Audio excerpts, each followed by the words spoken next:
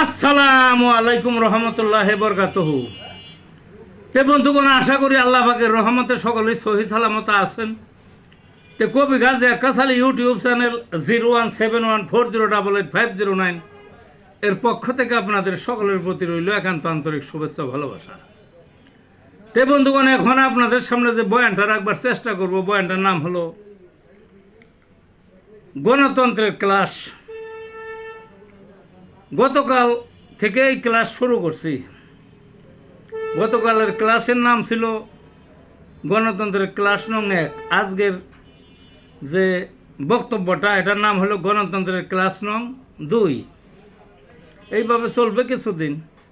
কারণ গণতন্ত্রের উপর আমার ক্লাস লওয়ার কারণটা কি, মানে এটা শুধু আমাদের দেশ বলে না, এই তৃতীয় বিশ্বের অনেক দেশেই দেখা যায়।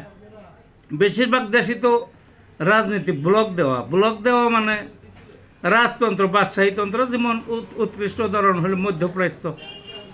ওই একই রাজবংশ, একই ওই বংশের থেকেই হবে, ওখানে কোনো ভোটাভুটি নাই। ওখানে ওই যে এরা আছে, বিরোধী দলটল ছিল, সেগুলোর অস্তিত্ব আগেই তারা বিলুপ করে দিচ্ছে, বা ওগুলো দাঁড়াইতে দেয় নাই বা হইতেই দেয় নাই।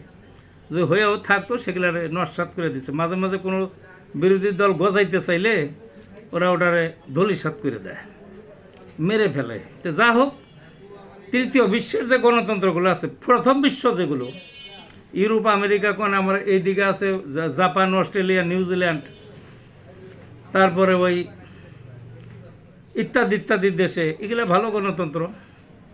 কিন্তু তৃতীয় বিশ্ব বারবার একই কথা বলতেছে যে দেশগুলো, মানে একটা তো আছে পারফেক্ট, একেবারে সুদৃঢ় ভিত্তির উপরে একটা বংশের উপরে থাকে, ওখানে কোনো দল, দ্বিতীয় কোনো দল নাই।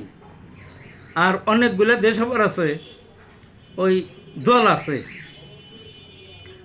আছে, কিন্তু ওই যে দল আছে, এই দেশগুলোর নামও গণতান্ত্রিক দেশ।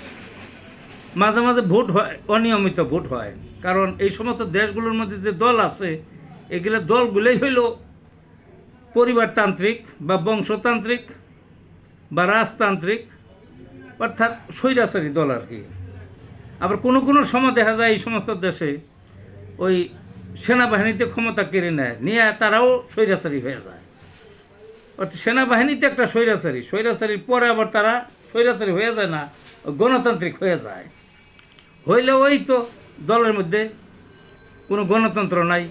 তো এই সমস্ত দেশের প্রধান সমস্যাটা হলো এই যে তৃতীয় বিশ্বের যে দেশগুলো গণতান্ত্রিক নামে, এখানে যে দলগুলো থাকে,